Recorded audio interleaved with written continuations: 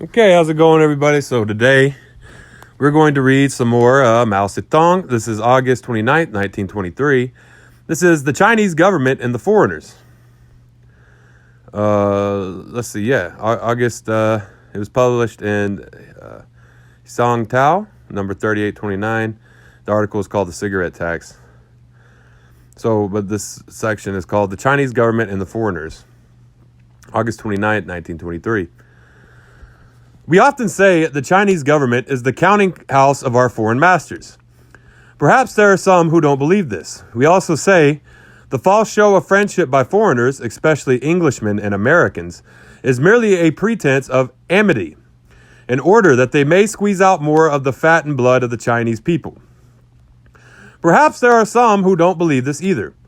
Ever since the prohibition against the export of cotton was repealed owing to the opposition of the foreigners, it has been impossible not to believe what we have just said to some extent.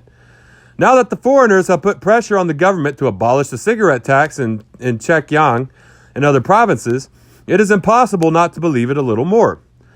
Of the cigarettes produced by English and American companies, a small portion is imported from England, America, and Japan, and a large portion is manufactured by English and American merchants using Chinese tobacco and Chinese labor in factories set up in Shanghai, Hankow, and elsewhere in China. When the manufactured cigarettes leave the factory, small tax is paid. In accordance with treaties, they are then transported in bulk to the various provinces, and China is not allowed again to tax them freely. In Zhejiang province alone, the sale of cigarettes amounts to over 10 million yuan a year.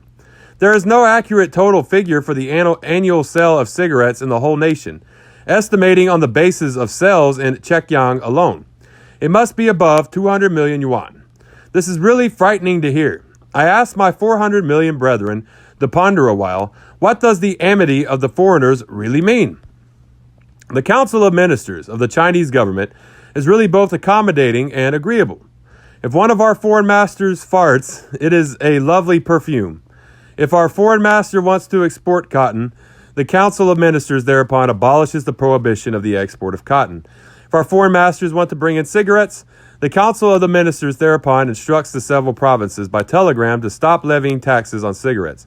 Again, I ask my 400 million brethren to ponder a little, isn't it true that the Chinese government is the counting house of our foreign masters? Okay, that's the Chinese government and the foreigners. There's a lot of dissatisfaction around this time with the current Chinese government because of how much they were, allowing imperialism to go on in their country,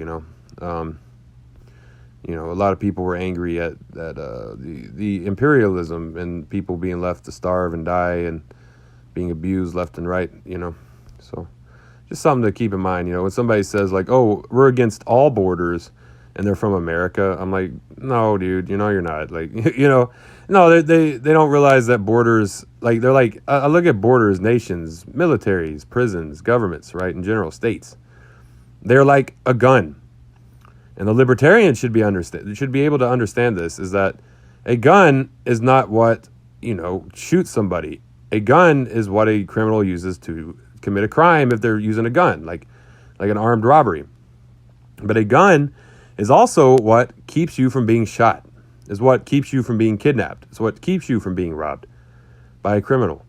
So it's not fair to tell victims of colonialism in countries that have been put through hell because of European colonialism and imperialism that they don't get to have borders now.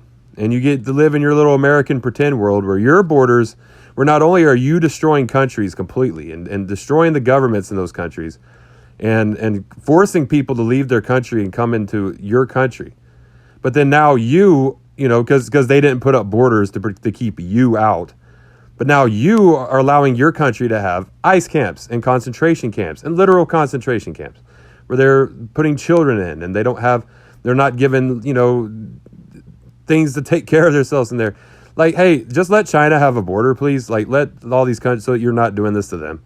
Let North Korea have a border. Like, quit acting like you're anything. Like, it's just so racist to compare these countries that are victims of colonialism to your own colonial government, to your own imperialist government that continues to commit, the genocide against these people in the area that they live in. They're so much more under a threat than you will ever be.